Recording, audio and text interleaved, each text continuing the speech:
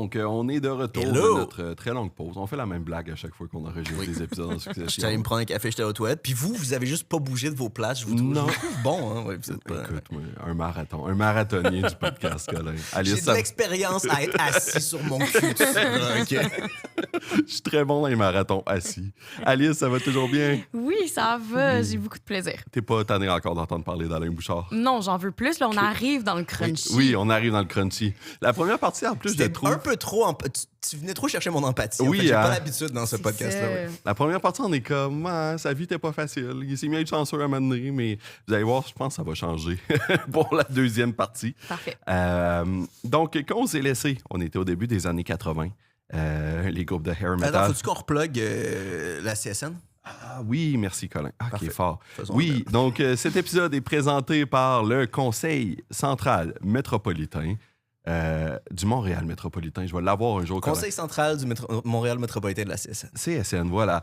Donc, ils sont là pour défendre les droits des travailleurs et ils nous ont pas demandé de dire ça, mais je le répète, si jamais dans votre milieu de travail, vous sentez que vous n'êtes pas traité comme vous devriez l'être, que vous pourriez avoir des meilleures conditions, ben n'hésitez pas à contacter la CSN. Puis leur bureau du Conseil central métropolitain est aussi compliqué que le nom. Puis Oui. si vous avez l'occasion, allez-y. C'est comme un gros building brutaliste. Ça file vraiment comme un bureau de syndicat devrait être. Genre. Oui, C'est une grosse affaire. C'est vraiment nice. j'ai beaucoup aimé ça et on s'est fait donner des beaux collants qu'on les a rencontrés aussi. Wow. Ouais, il y avait un autocollant avec Olivier Primo qui se faisait lancer une canette de Arrête. Beach Day. Ouais. Une canette de Beach Day Ouais.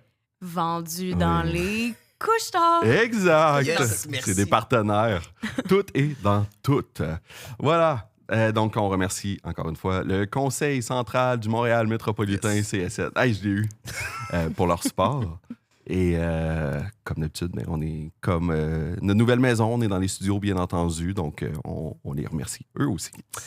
OK, là, on est prêt à partir. Hein? Je pense pas vrai, là? Oui, OK, parfait. Donc, on est dans les années 80. Ça va prendre 10 ans avant que Nirvana sauve la musique, mais là, on est dans une dure décennie qui s'annonce.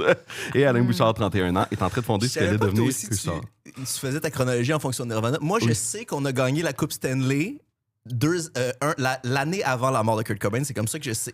C'est comme ça que j'ai réussi à savoir quand c'est en 93 qu'on a gagné. Oh, Oui. c'est en 95? 93 la dernière. Ah ben c'est ça. Fait que l'année avant la mort de Kurt Kurt Cobain, Cobain, c'est qui est en en 94. C'est comme ça, ça donne une idée à quel point je suis pas super sport. Alice et comme sont tellement vieux. Je voulais Non, mais pas attends, mais être j'étais pas- insultante, mais j'étais comme, mais tu t'en souviens tant que ça? Non, je m'en souviens pas, mais quand j'ai à me rappeler, tu sais, je me souviens pas du moment où il s'est suicidé, mais quand j'ai à me rappeler de la Coupe Stanley, je sais que c'est avant 94. Parce que Ok. 94, ça c'est marqué dans mon. Je veux quand même préciser que j'étais trop jeune, moi aussi, pour me rappeler du suicide de Kurt Cobain. Oui, moi j'étais au primaire. là. Mais après ça, j'écoutais Génération 90, genre ado. Puis là, il parlait de l'épisode du suicide de Kurt Cobain, puis je c'était pleurais bon. à retardement. Ah J'étais ouais. comme, oh non, c'est triste qu'il est mort il y a 12 ans. Bon, OK, on enchaîne. Donc, il a fondé Couche-Tard au début des années 80. Il n'a pas fait ça tout seul. Il est allé chercher en premier l'aide de Jacques Damour pour qu'il gère le marché jérômien, donc son épicerie, pendant qu'Alain s'occupait de développer l'entreprise. C'est qui Jacques Damour, me direz-vous? Ben, c'est un jeune homme qu'il a rencontré quand il travaillait chez Perrette. Quand il l'a rencontré, Jacques avait 14 ans. Il est en train de sortir les poubelles. Il était en train de péter du lait avec un bat de baseball, puis toi, t'as de l'avenir, mon petit gars, viens, on va partir un autre business. Non, mais tu vois, le côté rebelle, c'est juste pour Alain. Parce que Jacques est en train de sortir les poubelles dans le Perrette où il travaillait. Alain devait être là pour une inspection ou je sais pas quoi. Alain est arrivé et il a dit, si jamais je te prends à me voler une barre de chocolat, je te fous dehors. Ben voyons Pour donc! aucune raison, le jeune est en train de sortir les poubelles. Mais c'est parce que peut-être qu'il se reconnaissait dans le jeune. Il était comme, Peut-être. moi, j'aurais fait ça. Moi, Ouais. j'aurais volé du chocolat. Oui, il projetait, c'est clair. Oui. Hein. En tout cas, fouille-moi pourquoi, ça a été Puis le c'est début le d'une longue début d'une- amitié. Ils sont encore des amis très proches aujourd'hui. Puis lui, il était plus vieux, Alain, à ce moment-là. Il était début vingtaine, fait qu'il doit avoir comme genre 8 ans d'écart. C'est super weird. Dans le sens que je deviendrais jamais amie avec un jeune de 14 ans aujourd'hui. À l'époque, après, c'est ce qu'il dit, là. Mais à l'époque, il dit qu'il n'était pas nécessairement ami dans les premières années, mais il gardait un œil dessus. C'était comme ce jeune-là du potentiel. OK, un peu comme ouais. mentor. Genre. OK. C'est ce qu'il dit. Là, je pense pas. En tout cas, j'ose croire qu'il allait pas genre jouer au G.I. Joe chez eux. Je veux trop chercher des affaires. Donc, c'est ça. Ils sont restés en contact. Jacques était allé faire des études en marketing et à 21 ans, il travaillait dans le domaine du pétrole. Puis il avait tellement de bonnes jobs, en fait, que quand Alain est allé chercher pour le recruter, Jacques a accepté juste s'il pouvait devenir associé de son entreprise. Donc, Jacques est devenu un des 4 cofondateurs de Couche-Tard. Sont 4. Donc, Alain est le fondateur. C'est à lui qu'on attribue la paternité de la compagnie, mais ils sont 4 vraiment qui ont comme été à la tête du truc puis ont développé l'entreprise. Il n'y a aucun des autres cofondateurs qui est dans sa famille d'entrepreneurs. Non. Alain, Au début, il travaillait avec son frère Serge. Mais à un moment donné, lui est parti. Fait qu'il ne fait pas partie comme des 4 cofondateurs de la légende. La chance légendaire, justement, d'Alain revient. Il fait une offre pour acheter une épicerie puis un dépanneur à Laval qui appartenait au même propriétaire, à la même personne. Sauf que l'épicerie qui venait avec le dépanneur, ben, c'était un métro. Puis le marché Jérômien était avec IGA, comme je vous rappelle. Donc, IGA, ils ont fait un offre. Ils ont dit, hey, on aimerait ça convertir ce métro-là en IGA. Fait que si tu la jettes, on te donne un autre dépanneur qui nous appartient pour Sweden the Deal. Fait que IGA font... Puis c'est même pas si tu nous le vends, c'est si toi tu l'achètes Puis tu le convertis en IGA. Oui. Mais tu restes propriétaire. Ben, tu restes... Oui, mais c'est parce qu'ils font full de profit sur chaque épicerie, Ouais. la grosse bannière, ils font une grosse partie du profit. C'est comme si tu convertis cette épicerie-là en IGA pour nous, ben nous autres, on te donne un autre dépanneur qui nous appartient en bonus. C'est vraiment buy one, get one free. Oui, vraiment. C'est vraiment une stratégie de vendeur de dépanneur, Exactement. mais pour la C'est grosse malade, hein? Avec un full-ass dépanneur. OK. Donc, Alain a continué d'acheter des dépanneurs comme ça, un par un, de propriétaires indépendants. Souvent, il se présentait en fait sans rendez-vous, puis il faisait comme son père, il faisait le tour, il checkait l'achalandage, puis il y avoir le propriétaire, puis il posait des questions, puis il disait je t'offre 100 000, peu importe le prix. Et des fois, il disait non, des fois, il disait oui, mais c'est comme ça qu'il allait sans invitation. Il rentrait dans les dépanneurs, faisait son tour. Puis il fonctionnait vraiment... Ça sonne un peu myth-making, là, mais genre, il faisait pas de vraie étude de marché, il allait juste au feeling de selon l'achalandage dans le 20 minutes où il était là. C'est ce qu'il dit. Okay. Mais je pense qu'il a appris plus tard... Je pense que ça se peut jusqu'à un point parce qu'ils ont appris plus tard à faire des vraies études de marché quand il était les 4 cofondateurs. Puis je pense pas que c'était tant sa partie à lui. Okay. Je pense jusqu'à un degré, ça se peut. Après ça, il y a probablement un peu plus de réflexion qui veut bien le dire. Là. Donc, au bout de quelques années, ils ont plusieurs dépanneurs. Et là, sa banque veut plus le financer parce que le problème avec les dépanneurs, c'est que si jamais ça se met à mal aller, qu'ils font faillite, ben ça vaut pas super cher le matériel, ce qui reste derrière. Fait que la banque peut pas tant se repayer avec des chips qui vont passer date puis des étagères en métal. C'est la clientèle qui vaut de quoi, mais ça, ils peuvent pas la revendre si jamais il fait faillite.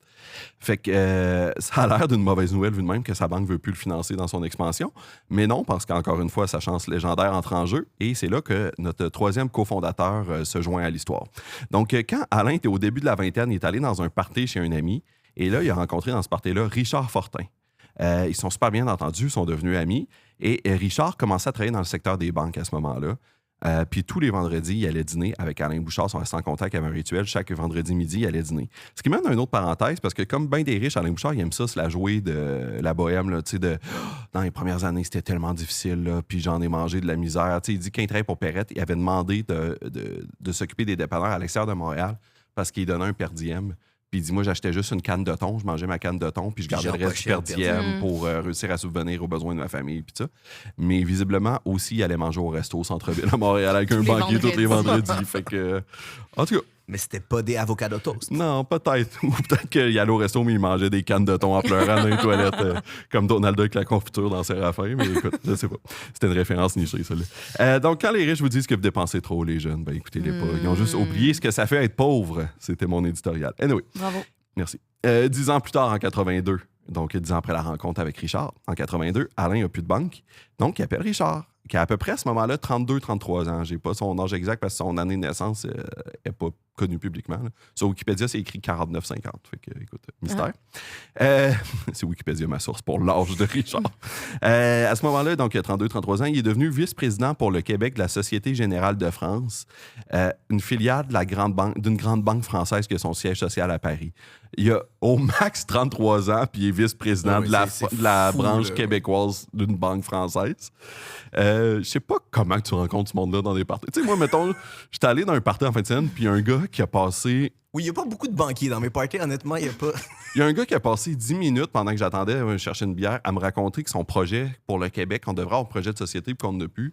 Puis son projet, ça devrait être qu'on devrait tout mentir puis dire qu'on a tous 3000 ans, mais genre individuellement à notre âge, qu'on est genre des immortels, puis que ça va être super weird. Puis que dans 200 ans, les historiens vont être comme « Pourquoi tout le monde au Québec disait qu'il y avait 3000 ans? » Puis ça, c'était son projet de société pour le Québec. Juste, OK, mais le but, c'est même pas que personne y croit, c'est que les gens soient comme, hey, c'est vraiment weird que tout le monde avait fait ça. Lors de notre disparition. Fait que tu vois, ça, c'est le monde que moi, je rencontre dans des parties, mais lui, il rencontre le Tu vice-président. vas-tu dîner avec lui vendredi? Oui, exact. On va luncher au Le Méac vendredi. On le salue, j'ai pas noté son nom, mais on le salue. Bref, Richard, Alain demande à Richard si la Société Générale de France le financerait.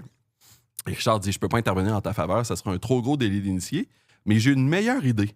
Je vais devenir conseiller financier pour ton entreprise, je vais t'aider à négocier avec les banques, puis je vais le faire bénévolement. Parce que c'est pas aussi pire? Non, mais avec d'autres banques. Fait que là, c'était correct. Okay, c'était pas pour la SGF. Puis il était comme, mais je connais bien le monde des banques, je connais les gens qui travaillent. Fait que je pourrais le faire bénévolement pour toi pour devenir ton conseiller financier, si tu veux. Mais c'est qu'on dirait que sa vie a été écrite par des auteurs qui sont comme non, mais je sais que ça se peut pas vraiment, puis ça marche pas vraiment, mais ça va fitter dans notre histoire. Oui, oui. Et donc, ben, il va juste devenir. Il va faire ça bénévolement, puis. Oui, oui, parce qu'on va sauver 2 épisodes où il négocie un banquier vont s'en sac. Sa vie est scénarisée de façon très paresseuse. Oui, exactement. De genre, dans un party, il rencontre la personne qui va avoir. Tu sais, ça si se peut je pas. créditais sa vie, je serais comme franchement. Oui, faites vos Pas un recherches, effort, la là, gang. Moi, là. il sait que son ami l'a trahi parce qu'il était caché derrière un arbre et il l'a entendu parler. Puis, c'est pas la fin de son offre de le bénévolat. Il dit, d'ailleurs, si jamais tu as besoin d'un investisseur, ça me ferait vraiment plaisir de lâcher ma job puis d'investir toutes mes économies dans ton entreprise. Et il l'a fait. Fait que... Mais Soit c'est très adapté, soit ce gars-là a... Parce que, tu sais, j'ai vu des photos dans les bouches, mais peut-être c'est la personne avec le plus de charisme du monde que tu le rencontres, c'est comme, j'ai envie de tout abandonner Mais pour c'est partir ça. en business avec lui. Ben, il y a de quoi, visiblement, parce que... moi, j'ai pas d'amis comme ça, là, qui disent Que t'es non, comme, mais je lâche ma carrière puis j'investis toutes mes économies tout est en toi. Voyons. dans ton entreprise Arbonne. Oh Donc, non. c'est notre 3e cofondateur, il nous en reste un. Et encore là, la façon qu'il l'a rencontré est absurde. Au début des années 80 encore, donc en même temps qu'il fonde Couche-Tard, Alain Bouchard, une fin de semaine random, décide qu'il va fonder une nouvelle entreprise qui s'appelle Recyc Pro, qui va recycler des pièces automobiles puis des téléphones. Il connaît rien là-dedans, il a jamais fait ça de sa vie. Fait qu'évidemment, ils font ça puis il est complètement dépassé, il sait même pas par où commencer. Fait qu'il appelle à la ville de Saint-Jérôme pour leur demander « Hey, par hasard, vous connaissez pas quelqu'un qui pourrait m'aider à organiser mon entreprise que je viens de fonder puis que je sais pas quoi faire? » Et au lieu de faire comme « Dude, pourquoi t'appelles ça n'a pas rapport? » Il appelle genre au 3-1, là. Il appelle à la ville, genre. Mais c'est ça, ouais. Non, il appelle à l'hôtel de ville. Et ils font « Ben oui, justement. » Justement. Il y a pas long, il y a un ingénieur spécialisé en redressement d'entreprise qui nous a appelés pour nous dire qu'il y avait du temps à donner pour des petits entrepreneurs si jamais. Fait qu'on peut vous mettre en C'est compte. tellement weird. Mais une femme ferait jamais ça, comme fonder une entreprise et après être comme oups, je sais pas comment Oui. faire. Il y a quelque chose de tellement masculin Il y a une là-dedans. audace typiquement Mais- masculine oui, là-dedans. Il y a l'audace, puis il y a aussi l'effet de... Pouvez-vous emmener un étranger là-dedans pour me guider? Oui. Il y a aussi l'affaire de... Après ça, tu sais, tu veux pas être entouré de monde que tu connais pas non Oui, plus. oui.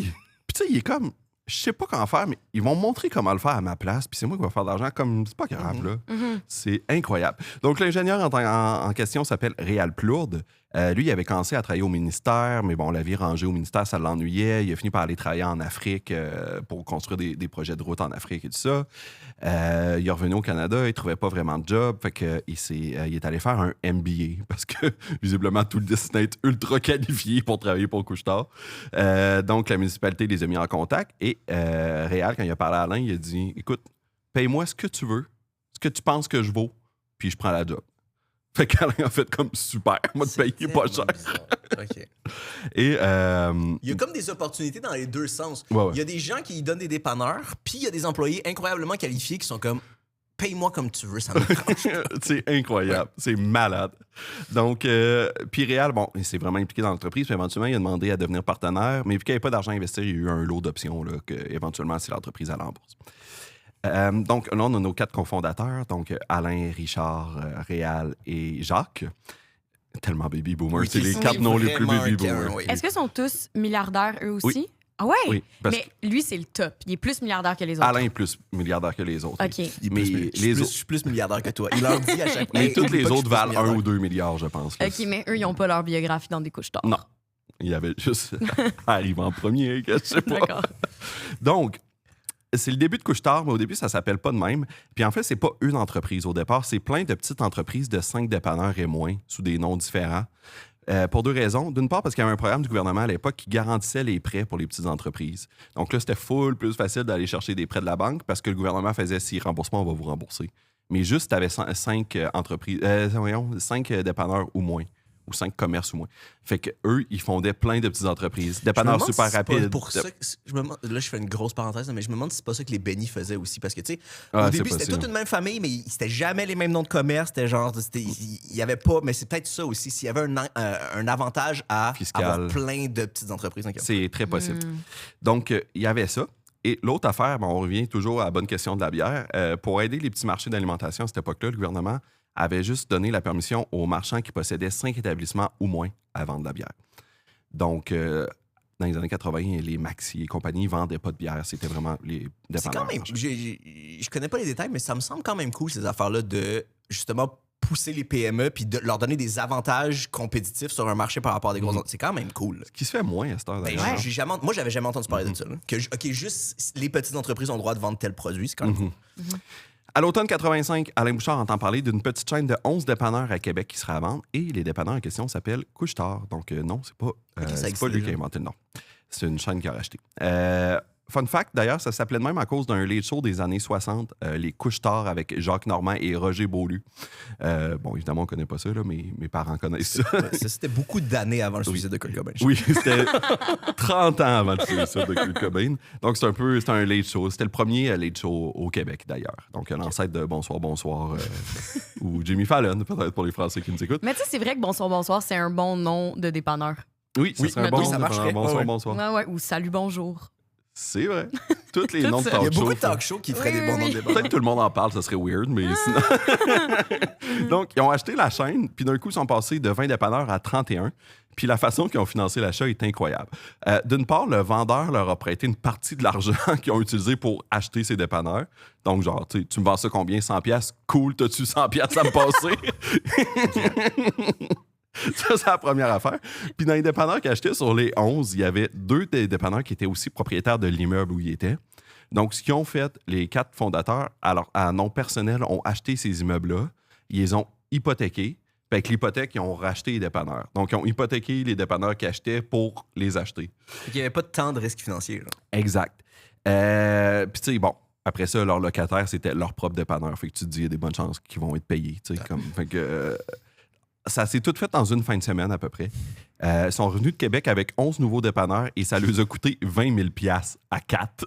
Le total, c'est 20 000 $? Ben, le reste, ils ont emprunté et tout ça, là, mais ils ont eu à mettre 20 000 $ de mise de fonds. Mais c'était pas la somme totale des 11 dépanneurs. Non, ça a été crazy. Non, mais 20 000 $ de mise de fonds à 4, comme... Je suis podcasteur, puis je pourrais... Mais ça, c'est ce que France-Hélène Duranceau pense qui est encore la réalité, là. Pourquoi vous achetez pas un quadruplex? Ça coûte 20 000 $. Puis mettez un dépanneur dedans, vous allez être riche. Oui, c'est comme le... C'est très bien résumé, c'est comme le meme de Arrested Development, mais de... oui, combien ça peut coûter? C'est juste un triplex, combien ça peut coûter? 12 000? Oui. Puis encore un coup de chance, parce que rendu là, pourquoi pas. À la même époque, le gouvernement décide de permettre aux épiceries de vendre de la bière, finalement. C'est un désastre pour les dépanneurs, mais qui perdent un des plus gros avantages. Mais c'est un coup de chance pour Couche-Tard parce que soudainement, il y a plein de dépanneurs indépendants qui sont prêts à vendre puis à vendre vite parce qu'ils sont comme, on peut plus vendre de bière, on t'offre pas à rot. Fait qu'une plus grande entreprise, qui est capable d'avoir un meilleur contrôle de ses prix et un meilleur pouvoir d'achat va pouvoir s'en sortir, mais le petit dépanneur indépendant, c'était difficile. Fait qu'il y en a beaucoup qui veulent vendre pas cher. Fait que Couche-Tard se met à acheter plein de dépanneurs à rabais. Puis, eux, ils peuvent être une seule grosse entreprise, rationaliser leurs coûts, puis avoir un plus gros pouvoir d'achat, justement, parce que là, soudainement, sont une chaîne de 50, 60, 70, 80 dépanneurs. Donc, ils sont partis pour la gloire. 4 mai 86, la société Alimentation Couche-Tard Inc. est créée. Le 22 août, il entre en bourse. Les 4 fondateurs se divisent 3 millions. Oui, en quelle année, ça? 86. Okay. 22 août 86. Les 4 fondateurs se divisent 3 millions d'actions. Alain Bouchard en garde tout près de 57 %. Puis ils vendent 1,1 million d'actions. Fait que les 4 fondateurs sont propriétaires d'à peu près le 3/4 de l'entreprise. Puis sur ce 3/4-là, Alain Bouchard a la moitié à peu près, donc la moitié de 75 %. Il y a à peu près 38 % de l'entreprise. Genre. Ils vendent 1,1 million d'actions à 2,25. Donc, puis encore de la chance, après son élection, le gouvernement péquiste, donc l'élection en 80, le gouvernement péquiste a mis en place un... C'est pas en 76 l'élection. mon Dieu. Ils mettent en place un programme, le régime d'épargne-action ou REA, qui donnait un allègement fiscal aux investisseurs qui investissaient au Québec. Donc, il disait aux investisseurs, si une partie de votre portefeuille d'actions qui est au Québec avait un pourcentage, je ne me souviens plus exactement, ben vous allez sauver de l'impôt supplémentaire. Fait que ça encourageait les gens à acheter des actions d'entreprises québécoises, notamment. Exact. Donc, ça, c'est une autre dépense. C'était extrêmement coûteux. Ça a coûté des millions et des millions. Ça a fait scandale, d'ailleurs. Couche-Tard était présenté comme un exemple parce que les analystes pensaient que ça allait se planter. Là-dessus, ils se sont trompés. Mais c'était présenté comme un exemple de ça par rapport que les Québécois ont mis des millions de leur argent en congés fiscaux à une chaîne de dépanneurs. Là. Genre, il faut que ça arrête. Donc, voilà. Une dépense gouvernementale qu'Alain Bouchard approuvait, lui, contrairement aux programmes sociaux de pauvres. Oui. Bon, je ne ferai pas toute l'histoire de l'action de Couche-Tard. Là. Je pense que même Gérald Filion serait comme doux. Et je m'excuse encore aux Français qui doivent rien comprendre. Mais en 87, Couche-Tard achète 75 dépanneurs de la chaîne 7 jours qui appartenaient à Métro. C'est ça, je me demandais si les dépanneurs 7 jours, c'était une chaîne ou c'était juste que tous les dépanneurs étaient comme... Ben, on est ouvert 7 jours. C'est une description ou une chaîne? C'était une chaîne qui appartenait à Métro. Métro se sont désintéressés de ce marché-là super vite. Ils avaient fondé ça quand il y avait la ruée vers l'or des dépanneurs dans les années 70. Mais ils sont comme, on veut pas ça. Et ils ont donné. Ils ont vendu les 75 dépanneurs, mais pas contre l'argent. Ils ont dit, on vous donne nos dépanneurs si en échange, vous nous donnez des actions de l'entreprise. Puis un contrat d'exclusivité que ça allait être eux, les fournisseurs de toutes les couches-tard pour 15 ans. Mais c'est quand même 75 dépanneurs acquis pour $0 cash. Là. C'est vraiment juste un échange. Oui, ils ont échangé contre le contrat d'exclusivité puis des actions. Ça a une grosse valeur monétaire. Là, mais c'est fou. Là. Ouais, ils n'ont pas eu à débourser. Oh my God. Donc, 75% d'un coup. Puis on sait-tu, c'était quoi la valeur en action? Non, c'est pas... Qu'est-ce qui a été cédé en action? J'ai pas de chiffre. C'est quand même un bon montant. Ceci étant dit, Métro, au final, mais tu sais, après ça, c'est un pari, là, c'est de la bourse. Là. Oui, mais finalement, ils ont été gagnants. Mais au final, ils ont vraiment été gagnants parce qu'ils ont eu... Ça vaut des milliards, ce qu'ils ont eu en action, je pense, là, aujourd'hui. Mais à l'époque, c'était un coup de dé, puis ça leur a permis de grossir sans dépenser d'argent. Peut-être qu'ils ne seraient pas rendus à ce montant-là aussi s'il n'y avait pas eu 75 dépanneurs en cadeau. Tu vois ce que je veux dire? Et d'un coup sec, avec cette transaction-là, ils deviennent la deuxième plus grosse chaîne de dépanneurs derrière provisoire au Québec. Une des raisons pourquoi les dépanneurs de Métro n'étaient pas rentables, puis là, on parlait du dédain des règlements dans l'épisode précédent d'Alain Bouchard. Une des raisons qu'ils n'étaient pas rentables, en fait, c'est qu'ils avaient signé des baux. Mais bail, le mot beau, on dirait que. Bref, des baux trop chers. Ça coûtait vraiment trop cher les loyers. Donc, Couche-Tard a trouvé une technique, je dirais, innovatrice pour baisser les loyers. Pas payer ses loyers? Oui, il n'envoyait pas les chèques de loyer au propriétaire jusqu'à temps qu'il débarque dans le bureau pour se faire payer. Puis quand il débarquait dans le bureau, il montrait les chiffres d'affaires puis il faisait, regarde, réussirais-tu à faire de l'argent de même? Ben, nous autres non plus. Fait que faut que tu baisses le loyer ou on ferme. Et ça a marché dans tous les cas sauf un, où ils ont fermé un dépanneur. Ouais, OK. Puis il peut pas les poursuivre pour être comme, oui, mais là, vous me devez 6 mois de loyer pas payé. Puis, ça peut vraiment te péter d'en face. Il y aurait pu. Eux autres, leur argument légal, c'est que la loi dit qu'une entreprise a le droit de prendre des décisions pour assurer sa survie, je sais pas quoi.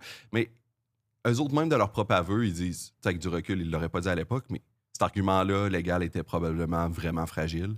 Mais c'est ce qu'on mettait de l'avant, puis personne nous a challengé en cours, fait qu'on s'en est sorti. Mais je te garantis c'est sûr qu'il y a des locataires qui ont déjà essayé de montrer leur accédé à leur proprio en disant c'est exactement de payer ton loyer? Non, ben baisse-le. Puis le proprio a juste fait ben non. C'est exactement ça que je me disais. Imagine si le monde faisait ça avec leur loyer. Oui. OK. Mais pour eux, ça marche, fait que... Super. Voilà, et toujours pour rester dans le dédain des règlements. En 94, l'Association des détaillants en alimentation du Québec, où siégeait Alain Bouchard, a créé un regroupement de ses membres les plus intenses, qui est un peu le black bloc de l'Association des détaillants en alimentation. Ça s'appelait le MATRAC. Le mouvement... Oui, ça sonne vraiment... Oui. Ça s'appelait le MATRAC, donc le mouvement pour l'abolition des taxes réservées aux cigarettes. Leur revendication, c'était que le gouvernement, en augmentant les taxes et cigarettes dans les années 90, avait poussé les consommateurs à acheter des cigarettes de contrebande dans les communautés autochtones. Donc, le 24 janvier 1994, ils ont installé des stands sur le bord de l'autoroute qui menait à Oka et ils ont vendu des cigarettes au prix de la contrebande illégalement. Et Alain Bouchard est allé en vendre en personne aux automobilistes qui arrêtaient. Fait qu'il vendait des cigarettes marquées d'entreprise, mais il vendait au prix de la contrebande. Ouais. Donc, il ne payait pas les taxes qu'il était supposé de payer dessus. Pourquoi? Parce qu'il y avait juste un kiosque? Non, parce qu'il n'y avait pas le droit de faire ça, c'est ça. Le fond de l'affaire, c'est qu'il n'y avait pas Oui, le mais droit. Eux, ils ont acheté taxé. C'est eux qui perdent de l'argent à ce moment-là. Parce que Oui, quand oui. ils ont acheté aux fournisseurs, ils ont acheté avec Oui, des oui. taxes. Mais ils ont vendu aux clients Mais à c'était un pour prix légal. prouver C'était pour un prouver leur point. point. Statement, Oui, oui, ok. c'est ça. Puis ils ont gagné parce qu'ils ont fait ça en janvier, 24 janvier. En février, le gouvernement du Québec a baissé les taxes et les cigarettes et le paquet de 25 est passé de 6,25 à 2,75. Fait que c'est bien. À date, on voit qu'il a vraiment aidé la société comme il voulait au début. Il a vraiment. Il a fait baisser le prix des c'est cigarettes. Super. Tu sais, pour vrai, il aurait jamais pu faire autant de choses en tant que travailleur social. Voilà, donc un adepte de la désobéissance civile, Alain Bouchard, mais juste Oui. pour les milliardaires. Oui. Une autre affaire dans laquelle Couche-Tard a innové. Là, il y a plein de monde qui sont juste en train de se dire des paquets de clopes à 2 piastres. Oui. Ça n'a aucun sens. Là. Une autre innovation de Couche-Tard, c'est la première chaîne de dépanneur qui a fait une pub à la télé. Oh. À l'époque, il se rebrandait et il faisait un rebranding en dépanne escompte parce que bon, il essayait de lutter contre les supermarchés et tout ça, puis il mettait un accent sur les bas prix. Donc, la pub mettait en vedette 4 marionnettes de politiciens Robert Bourassa, Jacques Parizeau, Brian Mulroney et Jean Chrétien qui magasinent dans un dépanne escompte. Fait qu'on va écouter ça. Yes, ok, On tu va... l'as. Ben oui, je l'ai. On va écouter ça. Ah, yes, ok, On tu va... l'as. Ben oui, je l'ai. Comme ça, Couche-Tard aurait la solution à nos problèmes d'économie. Oui, il y a du nouveau. Couche-Tard, c'est maintenant des dépannes escomptes. Mais le Pepsi est pas cher. Des dépannes escomptes, ça vend des prix de supermarché. Y'a rien de croche là-dedans. Que voulez-vous? Et c'est une entreprise de chez nous. Pour une fois, on est tous d'accord. Dépanne escompte, Couche-Tard, dépanne escompte. On dépanne aussi l'économie. Je sais pas si on va mettre la vidéo mais ok, parce que ça a vraiment de l'air des guignols de l'info. Tu sais, c'est quoi les guignols de l'info? Ouais. Puis, ok, c'est vraiment... Avez-vous mais aimé ça que Brian Mulroney a l'air possédé par Satan? c'est... On dirait Batman dans la trilogie. Ouais.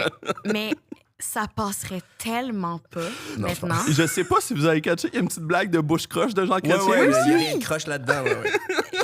Ça... Oh mon Dieu, c'est comme inconcevable. Vous êtes pas prêts pour la prochaine. Ils ont gagné la médaille d'or du bureau de la télévision du Canada pour cette pub-là. Toutes catégories confondues. Puis c'est maintenant que les gens de droite disent qu'on peut plus rien dire. Puis que c'est comme, oui, là, je suis vraiment d'accord. Il y a de la censure. Peut-être qu'on disait trop d'affaires. Peut-être c'est correct un petit peu. Bon, donc... Mais c'était meilleur que je pensais.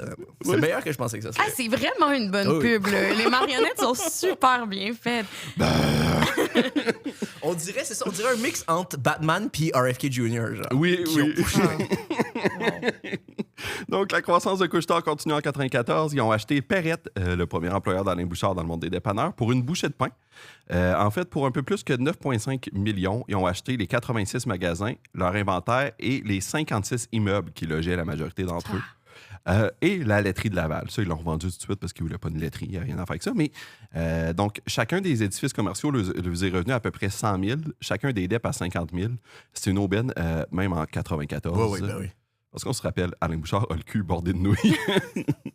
La raison pourquoi Perrette a vendu à rabais comme ça, en fait, c'est parce qu'il était dans le trouble financièrement, puis IGA, qui était le créancier principal, donc qui devait la majorité de leur argent à IGA qui fournissait les produits, eux autres, ils attendaient juste qu'ils fassent faillite pour ramasser ça en faillite pour pas cher. Donc, Bazos, lui, le propriétaire, était fâché, puis était comme, ils m'auront pas, fait qu'il a préféré vendre à rabais à Couche-Tard que de se laisser faire faillite puis de se faire ramasser par IGA. Et C'était comme un pied de nez à IGA, mais qui était super bon. Ouais. Et Métro, parce que c'était quand même une grosse bouchée, même si ça revenait pas cher du morceau, c'était une grosse bouchée pour Couche-Tard à cette époque-là. Donc, Métro, pour faire chier IGA, en fait, il n'y a pas de trouble, regardez, on va fournir gratuitement les Perrettes le temps que vous ayez l'argent pour nous rembourser. Parce qu'eux, ça permettait... IGA, c'est leur gros compétiteur. Ça nuisait un compétiteur. Mais fait qu'il donnait... Ben, il prêtait, il avançait les produits, dans le fond. Fait qu'il était comme, on va y fournir, puis vous payerez quand l'argent va commencer à rentrer. Ça arrête jamais, là. Oui. Donc, à ce moment-là, évidemment, Couche-Tard devient le plus gros réseau de dépanneurs au Québec. Casser une jambe, quelque chose au moins? Est-ce qu'au niveau personnel, il y a... Il est comme allergique aux peanuts, tu sais, genre une affaire plate, là. Il se cogne l'orteil sur le coin de son lit chaque matin. Et ça se coule en béton, la domination de Couche-Tard en 97 parce qu'elle jette leur plus gros rival Provisoire, donc l'entreprise qu'Alain avait fondée pour Provigo. Et d'ailleurs, le hibou de Couche-Tard, c'était le logo à l'époque de Provisoire. Que Alain a choisi parce que bon, il trouvait qu'il était meilleur que le logo de Couche-Tard, à l'époque, il était un bonhomme qui dormait avec genre, un bonnet, là, comme de cartoon. T'as un bonnet pour... Un bonnet pour faire de dos, là, comme qui a ça d'ailleurs? Là? Mais, en tout cas, dans les dessins animés. Twist, là. Oui, c'est ça. Oui. Fait que bref, il l'a remplacé par le hibou. Il disait que c'était un meilleur logo, que ça tendait une branche d'Olivier aux employés de provisoire qui avaient vraiment peur pour leur job à ce moment-là et tout ça. Mais aussi parce qu'il avait fait partie des gens qui avaient choisi ce logo-là à l'époque pour provisoire. Il y avait probablement un attachement émotionnel au hibou. Donc, j'accélère l'histoire des acquisitions. Là, on les fera pas toutes parce qu'après ça, Couche-Tard a grandi quasiment exclusivement par acquisition. Ils ont acheté en 99 Cell Corp qui détenait 974 magasins au Canada anglais. C'est ça, jusqu'à maintenant, c'était au seulement Québec. Ouais. Ouais, c'est à partir de 99 qu'ils se mettent à sortir du Québec de façon sérieuse, en tout cas. Là. Ça s'appelle pas genre Max ou comme Il y un avait autre des Max, affaire. exact. Au Canada, Cell Corp, c'est les Max. Puis après ça, ils ont acheté, j'y arrive en 2003. Fait que là, c'est ça. Avec Max, ils tombent dans le top 10 en Amérique du Nord des dépanneurs. En 2001, ils achètent Circle K, qui est pas ce dont tu parles. Ils entrent aux États-Unis en 2001. Pour la première fois, ils achètent Circle K en 2003, qui possédait 2000 dépanneurs. Ça les fait passer au 4e rang mondial en termes de magasins à ce moment-là. OK. Ouais. D'ailleurs, l'achat était un peu sketchy, puis ça aurait pu les mettre dans le trouble légalement, parce que pour avoir les fonds pour acheter cette énorme entreprise, là, c'est la plus grosse bouchée qu'ils ont jamais pris, elles sont allés chercher un placement d'investisseurs privés de 223 millions. En augmentant le nombre d'actions de 15 %. Donc, ils sont allés voir des actionnaires, puis en fait, on va vous donner des nouvelles actions en échange de ce 223 millions-là. L'affaire, c'est que ces investisseurs-là ont tout de suite fait un énorme profit à la minute que Couche-Tard a annoncé l'acquisition de Circle K. Ce qu'ils n'auraient pas dû dire aux actionnaires, mais c'est clair que pour avoir le financement, ils leur ont dit. Fait que c'était comme une affaire de délit. Tout ça, il prend un délit d'initié. Mais vu que tous les actionnaires ont fait beaucoup d'argent à ce moment-là, personne n'a porté plainte et ils s'en sont comme sortis comme ça. Mais même dans le livre, même dans la biographie super autorisée d'Alain Bouchard, sont comme c'était probablement un délit d'initié. Pour un quart de Il n'y a million. personne qui a revendu ses parts non plus tout de suite après. Il y a personne qui en a profité puis qui est reparti. Il n'y a pas eu de dump, là. Non, ça. c'est ça. Mais pour un quart de milliard, quand même, un délit d'initié, c'est pas rien. Mais avec tout ça, c'est vraiment étonnant qu'il n'ait pas fait son Bitcoin. Oui, c'est Comme, malade. c'est vraiment la mentalité de quelqu'un qui fait un Bitcoin en disant non, mais regardez, ça a toujours marché quand j'ai fait des petites affaires de même. Le couche-coin. Le couche-coin. On dirait plus un truc de pote, quand même. Voilà. Et je veux quand même dire que ces délits d'initiés-là, ça serait possible. Hein? Je les accuse pas de délits d'initiés. Je suis pas un avocat. Tout ça. OK, parfait.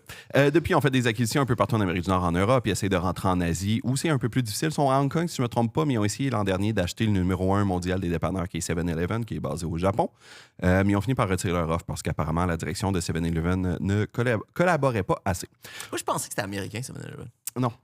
Ça l'a déjà été, puis ça a été racheté par le Japon, je pense. Fait qu'on aurait pu avoir comme des ramen, vraiment un bar à ramen que tu fais toi-même. Là, Je ici. pense que s'ils voulaient, ils pourraient quand même. Je pense qu'ils veulent pas. Mais, ouais, les dépanneurs Fait, au Japon. Alain, si tu nous écoutes. Oui, j'aime ça que.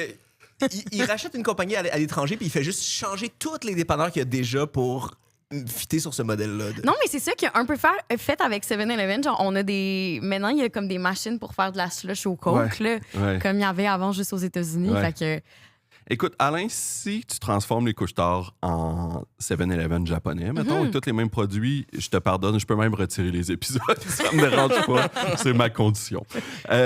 Donc, voilà. Aujourd'hui, Couche-Tard est 6e en nombre total de magasins, avec plus de 17 000 magasins dans le monde. Donc, 6e en nombre total. Il y en a beaucoup en Chine qui le dépassent parce que c'est la Chine et l'Inde.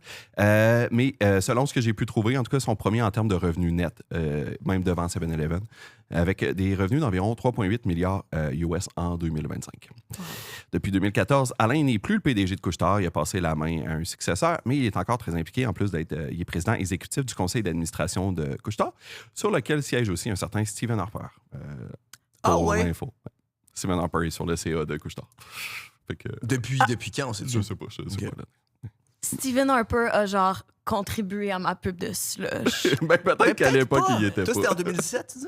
Ouais. Peut-être pas. Même temps, si t'as pris de l'argent de Stephen Harper, c'est mieux que tu en avais donné, tu sais. Ouais, je comprends. Je pense que j'ai comme un malaise. Faut que tu le quand même. rationalises comme Ouais, ça, c'est je pense.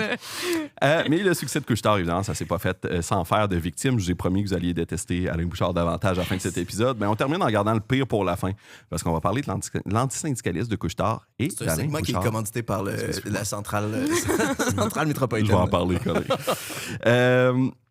Ben, en fait, je vais faire la parenthèse là tout de suite. Là. Je veux juste dire, oui, on est candidaté par la CSN, mais je voulais clarifier quand même, ils n'ont pas eu de droit de regard du tout sur le contenu. Ils n'ont pas fait de demande sur le contenu.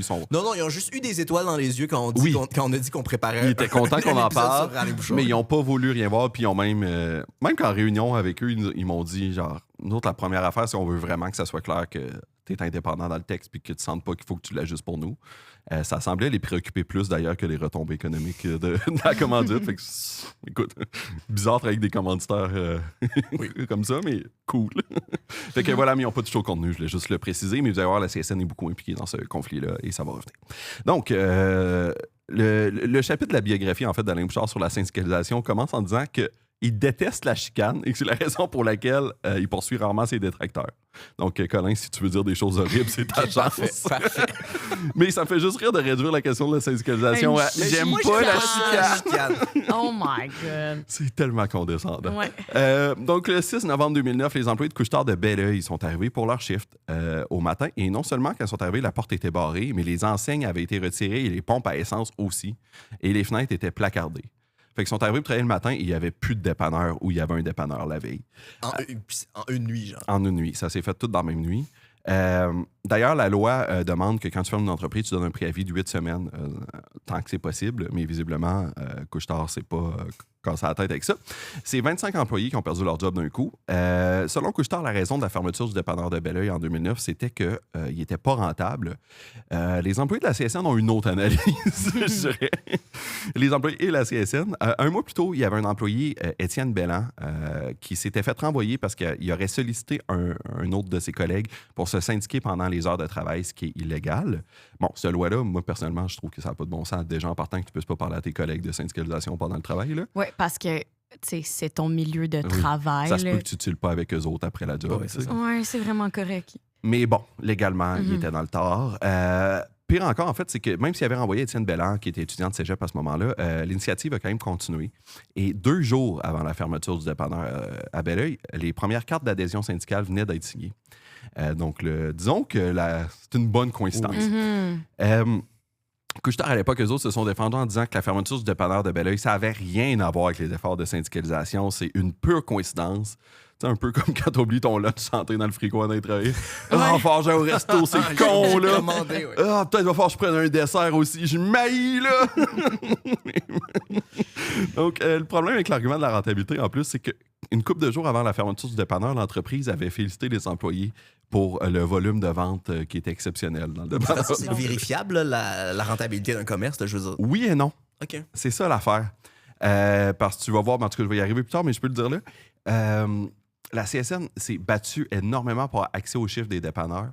Et on peut aller voir les décisions dans le temps, c'est la Commission des relations de travail. Là. Et pour vrai, j'en ai vu, je pense, 12 que c'est des allers-retours entre Couche-Tard qui ne veut pas montrer ses chiffres, la CSN qui demande d'avoir accès aux chiffres pour voir si c'est vrai que c'était pas rentable. Et finalement, il accepte, mais juste en huis clos. Puis il peut juste, ça a été d'une énorme complexité. Ce qui est quand même très parlant de s'ils refusent de montrer leurs chiffres, là, justement. Puis la preuve, en fait, que ça devait pas être un si mauvais spot que ça pour un dépanneur. Moins d'1 an plus tard, bon, il y a eu une entente en recours avec la CSN, là, mais moins d'1 an plus tard, ils ont ouvert un autre dépanneur sur le même terrain. Bon, OK. Couche-Tard, là, Ouais. la même compagnie. Oh Ouais. mon Dieu, OK. Après une entente en recours avec la CSN. Bon. Mais visiblement, le problème, c'était pas l'emplacement. Ouais. Ceci étant dit, ça a vraiment allumé un feu au derrière de la CSN. En janvier 2011, ils ont annoncé une campagne de syndicalisation des Couche-Tard. Ils se sont mis à faire campagne un peu partout au Québec. En 2 ans, ils ont réussi à syndiquer à peu près 10 dépanneurs. Ça a été extrêmement difficile. On comprend que ça a été difficile. Les employés avaient des demandes intenses. Ils demandaient le respect des normes du travail. Par exemple, avoir le droit à des pauses. Wow! Des augmentations de salaire jusqu'à un maximum de 12,80 de l'heure. Il voulait se faire offrir les bouteilles de plastique dans lesquelles il allait pisser, au moins. Mais Couche-Tard n'était pas prêt à Rembourser les couches. Il demandait 4 journées de maladie payées et l'installation d'un bouton panique. Si jamais il y a un... Mais oui. Quand tu travailles de nuit. Puis Alain Bouchard, lui, se défend en disant « Non, mais nous autres, notre consigne, ça a tout le temps été donner la caisse, opposez-vous pas.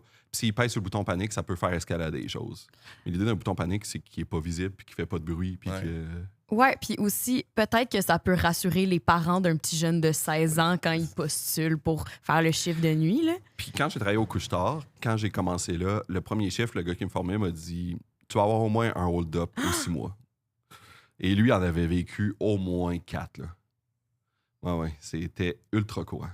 Puis c'était-tu des hold-up armés ou même pas, ils vérifient même pas? C'est juste quand quelqu'un dit donne-moi l'argent, tu fais fuck it, Ouais, il arrive avec un couteau des fois, mais tu sais, après ça.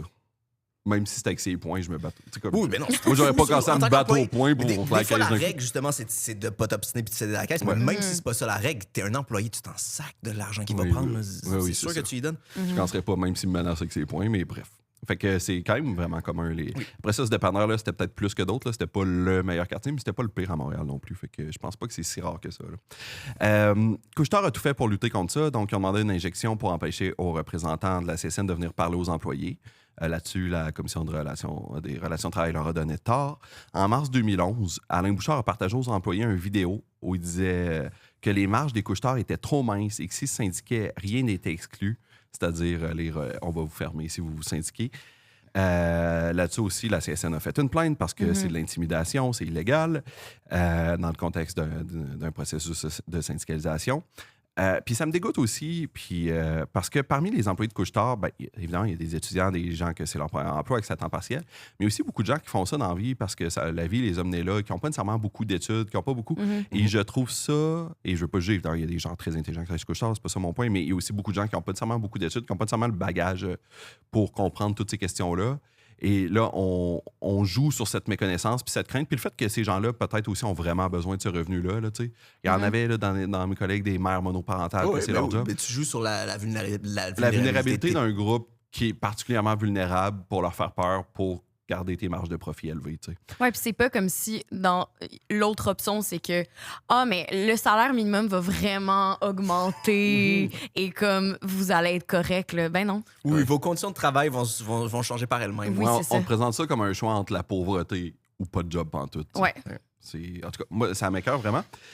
Puis d'ailleurs, une parenthèse qui est parlante, Couche-Tard a créé ce qu'appelle l'école Couche-Tard, qui est comme une espèce de programme de formation à l'interne pour former des gérants qualifiés, tout ça. C'est un peu comme l'université McDo. Oui, que tous les gérants doivent aller. Là, ou l'académie Pacini aussi en Italie. Ah? Ouais, Arrête! Oui, pour vrai? Il envoie genre 10 chefs par année faire du spaghetti en Italie. C'est Keb, Pacini? Oui. OK. On a inventé le bar à pain. OK. J'adore mon pays. On a inventé le bar à pain. Les dépanneurs et le bar à pain. Parce qu'ils sont allés à l'académie Pacini. Donc, oui, c'est ça. Alors, crédit, puis donc, une des peurs quand ils ont créé ce programme-là, en fait, c'est qu'ils se sont dit, si on éduque les gérants, ils vont peut-être se rendre compte qu'ils sont pas assez payés pour les profits qu'on fait. Et alors, crédit, ils l'ont quand même fait, le programme, mais leur rationnel, c'était non, parce qu'ils vont comprendre si on les forme comme faut. Non, mais en fait, t'es mieux qu'ils soient éduqués par toi qu'éduqués ailleurs, en fait. Absolument. C'est de l'information qui va être transmise. Puis ils disaient, si on les forme comme faut, ils vont comprendre qu'on les paye pas plus parce qu'on a besoin de cet argent-là pour faire grandir l'entreprise. Moi, je suis comme, mais qu'est-ce que ça me change si je suis gérant à Varennes que t'as acheté des dépanneurs en Norvège? En quoi ça m'aide, tu sais? Non, mais c'est sûrement parce qu'ils leur disent qu'ils sont une famille. Dans leur moyen pour lutter contre la syndicalisation, ils ont fermé 2 autres dépanneurs à Montréal qui s'étaient syndiqués. D'ailleurs, il y en a eu où ils ont ouvert un provisoire juste à côté parce que c'était comme... Ils ont essayé de jouer de « Ah non, mais c'est une franchise différente, fait que c'est pas illégal. On n'ouvre pas un couche-tard à côté, on ouvre un provisoire. » C'est quoi les trucs légaux par rapport à ça? T'as pas le droit de fermer une entreprise à cause d'un effort de syndicalisation? Non, mais... Mais c'est facile à faire parce que tu peux jamais prouver c'est quoi la raison. C'est exact. C'est quand même vraiment difficile. Puis ils s'en sont sortis souvent, en fait, parce que la décision du tribunal, c'était une entreprise a le droit de défendre sa rentabilité et a le droit de choisir de ne pas investir plus d'argent dans une entreprise qui va leur apporter moins. Ouais. Fait que c'est ça. On n'a pas des lois si solides que ça au Québec pour les syndicats. Mieux qu'ailleurs, mais vraiment, vraiment pas impressionnantes. Puis évidemment, quand ils ont fermé ces dépanneurs-là à Montréal, ils ont dit que ça n'avait pas rapport avec la syndicalisation, que c'est une question de rentabilité, etc. Bref, ils ont tout fait ce qu'ils ont pu et les progrès de la CSN ont été extrêmement difficiles. Là, ils ont payé très cher chaque centimètre gagné sur ce terrain-là. Puis tu sais, la preuve, c'est qu'après 2 ans de campagne, ils avaient réussi à en syndiquer 10. Puis je pense qu'il en reste moins que 10 aujourd'hui. T'sais. Fait que ça n'a pas été si facile que ça. Pourquoi Alain Bouchard s'oppose autant au syndicat? Ben, il y a plusieurs raisons. Évidemment, la première, c'est que c'est un milliardaire qui est devenu en payant ses employés pas cher au salaire minimum. Fait qu'il n'y a pas vraiment d'incentive à ce que ça change. On le répétera jamais assez, tu peux pas devenir milliardaire en étant une bonne personne. Non. Mais il y a aussi des arguments un peu plus farfelus. Pour lui, son analyse des syndicats, c'est que la raison pour laquelle le Québec est autant syndiqué, en fait, c'est à cause de la relation entre les Anglais et les Français. Il dit que les syndicats ont aidé les francophones à s'affirmer devant les anglophones. Fait que c'est pour ça qu'il y en a eu beaucoup, parce que c'était utile pendant la Révolution tranquille pour qu'on se libère des anglophones. Mais là, maintenant que c'est fait, là, les syndicats ont pris trop de place puis ont paralysé la fonction publique et ça fait désordonner. Oui, parce que le problème, c'est tout le temps un truc identitaire, c'est jamais un truc de classe. En fait. C'est ça l'affaire. C'est exactement ça. C'est bien pour se battre contre les Anglais, mais c'est pas bien pour se battre contre les milliardaires qui produisent le capital. Ouais. Exact. Puis il faudrait surtout pas qu'ils fassent de la politique. Non, exact. Puis il se mêle pas de la politique. Il se Ça mêle m'intéresse pas la politique.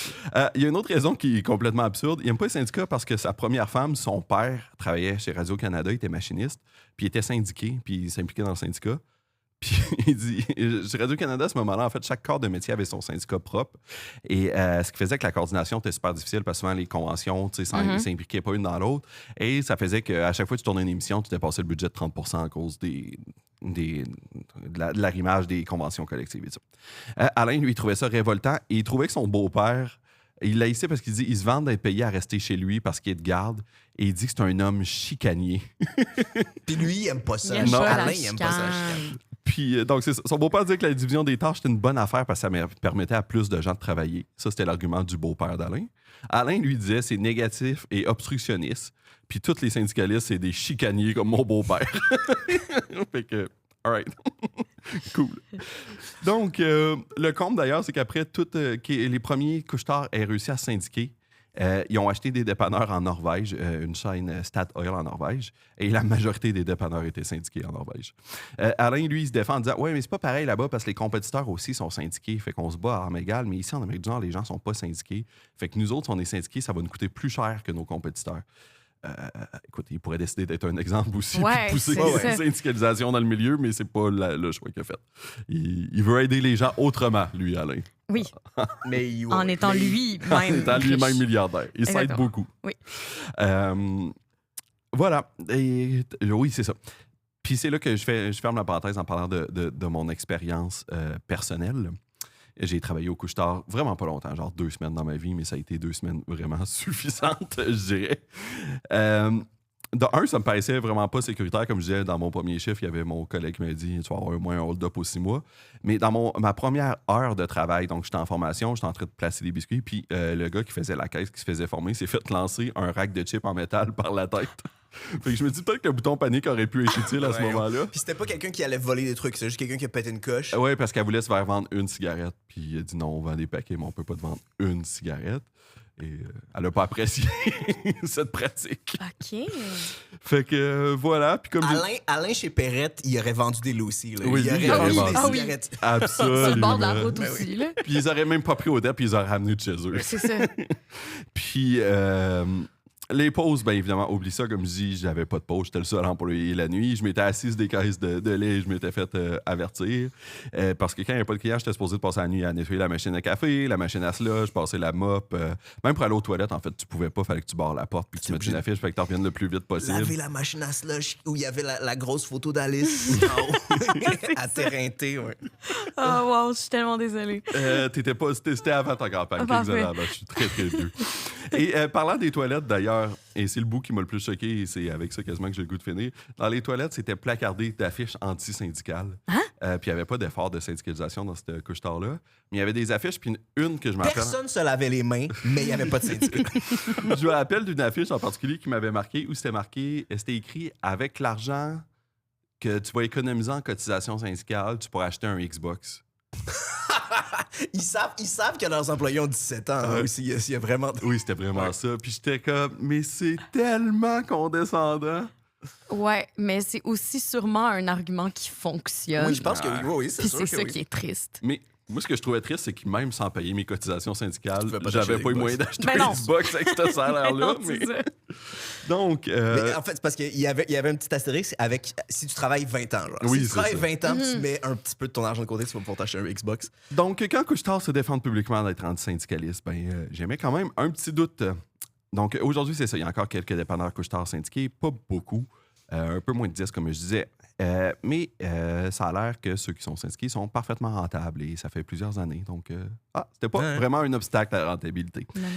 D'ailleurs, si vous nous écoutez et que vous travaillez chez Couche-Tard, vous avez envie de vous syndiquer, on vous rappelle qu'on est commandité par le Conseil central, Montréal, métropolitain de la SRSN. Voilà. Donc, ils m'ont même pas demandé de dire ça. C'est vraiment ma propre initiative. On est à la conclusion. Le 28 mai 2014, Alain Bouchard donne une conférence lors d'un événement organisé par la Chambre de commerce du Montréal métropolitain et il a semé la controverse lorsqu'il a parlé de péréquation, c'est-à-dire des versements que le fédéral faisait au Québec, en y allant de la citation suivante. « Aimez-vous ça, être sur le BS, vous autres? » Ça n'a pas de maudite allure qu'on tolère ça, nous les Québécois, qui sommes si créatifs et capables de bâtir qu'on accepte d'être sur le BS. Je trouve ça complètement ridicule. C'est en effet complètement ridicule ce que tu viens de dire, Alain. Quand tu dis « on », Alain, là, tu parles certainement pas de toi. Parce que... C'est l'idée de... c'est comme la honte de recevoir de l'argent ça. rien faire. Mais genre, c'est ça. Premièrement, ça ne te concerne pas ni de près ni de loin. Ouais. Et deuxièmement, c'est tellement méprisant. Et c'est absolument méprisant. Puis il y avait les associations justement des personnalités sociales. C'était élevé à cette époque-là. Ça n'a pas de bon sens. Là. Si vous dites ce terme-là à la maison, CBS, là, s'il vous plaît, retirez ça de votre vocabulaire. C'est pas un beau mot.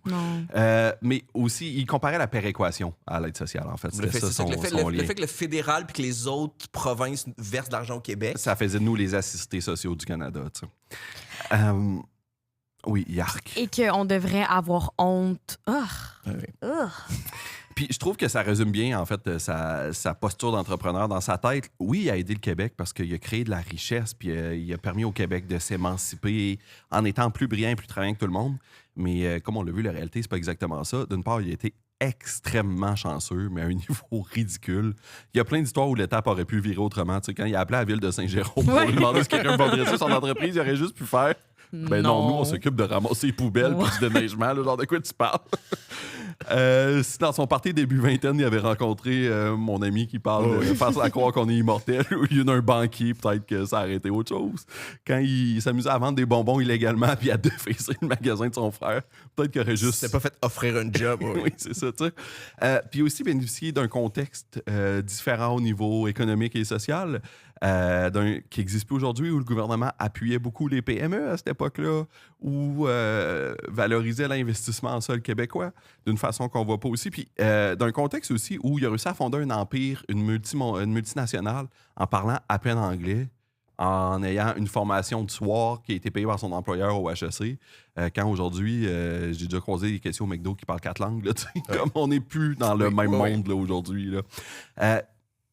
Donc, c'est ça, il a bénéficié d'incitatifs. On a parlé du REA. Je pense qu'il en doit... Il aime beaucoup dire que le Québec, il en doit beaucoup, j'ai l'impression, mais je pense que ça va vraiment, vraiment sur l'autre sens aussi. Ouais. Il en doit énormément au Québec.